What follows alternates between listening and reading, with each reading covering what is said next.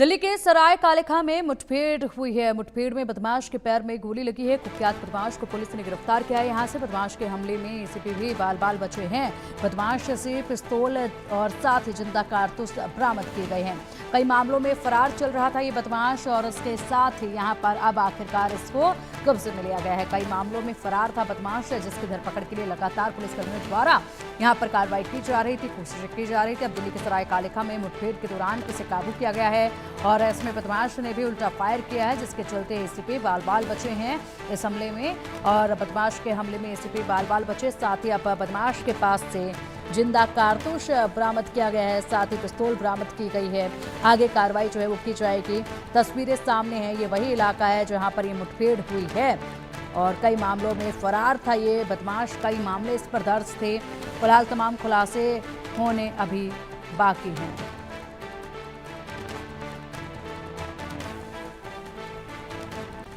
तो ये दिल्ली में बदमाश और पुलिस के बीच में मुठभेड़ हुई है, जिसके चलते यहां पर अब एक बदमाश को काबू कर लिया गया है।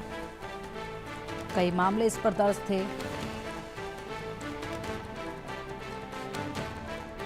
और चलिए अब इसी पर अधिक जानकारी के लिए हमारे सहयोगी जावेद हुसैन का रुख करेंगे। जावेद, एक बदमाश जिस पर कई मामले दर्ज थे, आखिरकार उसे काबू किया गया, मुठभेड़ हुई जिसके चलते उसे काबू कर लिया गया, लेकिन एसीपी भी यहां पर बाल बचे हैं हमले में।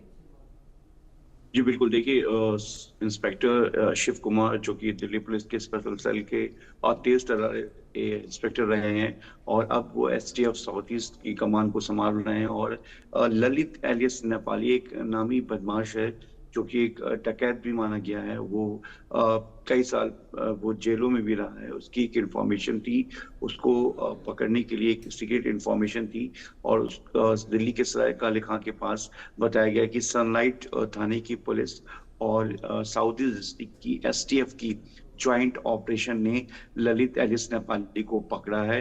लेकिन सबसे बड़ी बात यह है कि जब उसे रुकने के लिए कहा गया, उसे कहा गया कि तुम अपने आप को सरेंडर करो, तो उसने जवाब में पुलिस टीम पर फायरिंग कर देता है। जिसके बाद इस फायरिंग में जो एसीपी लाजपत नगर है, जो डिरेक्शन है एसीपी लाजपत नगर का, वो भी उस वक्त मौजूद थे इस ऑपरेशन में। वो बाल बचते क्योंकि इत्तेफाक से उन्होंने बुलेट प्रूफ जैकेट पहन रखा था। और उसके बाद बदमाश दिल्ली पुलिस की तरफ से भी जवाबी कार्रवाई की जाती है और बदमाश को पकड़ा जाता है। लेकिन इस तरीके से लगातार दिल्ली पुलिस इस तरीके की इनकाउंटर कर रही है और बदमाशों को पकड़ रही है। कहीं ना कहीं दिल्ली पुलिस इस तरीके से पिछले कई दिनों से जो क्राइम का ग्राफ की जो पूरी तरीके से बढ़ रहा था, उसे कहीं ना कहीं रोकने की कोशिश की जा रही है। और इस तरीके के बदमाश जो कि वांटेड हैं या जो कि कहीं ना कहीं दिल्ली में अपने दोस्तों के पास, अपने एसोसिएट्स के पास दाखिल हो रहे थे मिलने के लिए, क्राइम को आगे, सिंडिकेट को आगे बढ़ाने के लिए, तो ऐसे में दिल्ली पुलिस का एक बड़ा ये कदम माना जा रहा है। और जिस तरीके से दिल्ली के सराय कालेखां के पास ये वांटेड नेपाली जो पकड़ा गया इस मुठभेड़ में, जो है एसीपी लाजपत नगर बार बचे, क्योंकि बुलेट प्रूफ जैकेट पे से गोली छूती हुई निकली। और पूरी आप देख सकते हैं कि तस्वीरों में इंस्पेक्टर शिव कुमार, एसीपी और उनकी पूरी टीम मौजूद है। और इस तरह से एक बड़े ऑपरेशन के दौरान ऐसे जो बदमाश हैं, जो वांटेड हैं, उनको पकड़ा जा रहा है। जी पिंकी, बिल्कुल। इसी के साथ अगर बात की जाए तो ये जो बदमाश है, ये अकेला वारदातों को अंजाम देता था या इसके और भी साथी हैं, किसी गैंग से जुड़ा हुआ था? क्योंकि खुलासे अभी पूछताछ में होंगे, लेकिन फिलहाल पुलिस की तरफ से क्या कुछ बताया गया है? क्या और भी गिरफ्तारियां इन्हीं मामलों में होनी बाकी हैं क्या? देखिए जिस तरीके से ये बदमाश है और ये डकैत भी बताया गया है, तो कोई भी डकैती या किसी भी क्राइम को कोई भी क्रिमिनल अकेले ऑपरेट नहीं करता है या उसे वारदात में शामिल और भी जो बदमाश होते हैं, इसके पूरे टीम मेंबर्स थे। फिलहाल पुलिस जो है इससे नेपाली को अरेस्ट किया है और इसके अलावा इसके कई और ऐसे साथी हैं जो इस वक्त दिल्ली और दिल्ली के एनसीआर इलाके में जो अपने क्राइम सिंडिकेट को ऑपरेट कर रहे हैं। लेकिन फिलहाल अभी जो है वो जिस तरह से इनकाउंटर हुआ, वो कहीं ना कहीं फरार हैं। और पुलिस अब नेपाली के उन तमाम एसोसिएट्स को जानने की कोशिश कर रहा है कि आखिर इसके साथ और कौन कौन से गैंग मेंबर हैं। और दूसरी बात ये भी दिल्ली पुलिस जानने की कोशिश कर रही कि क्या इसमें जो नेपाली है वो किसी बड़े गैंगस्टर्स का एसोसिएट्स तो नहीं है। क्योंकि देखिए अभी हाल में ही पंजाब में जिस तरीके से जग्गू भगवानपुरिया की मां अजित कौर और उसके एक रिश्तेदार रणवीर की हत्या होती है बाइक सवार 3 हमलावर आते हैं और जग्गू भगवानपुरिया कभी किसी वक्त लॉरेंस बिश्नोई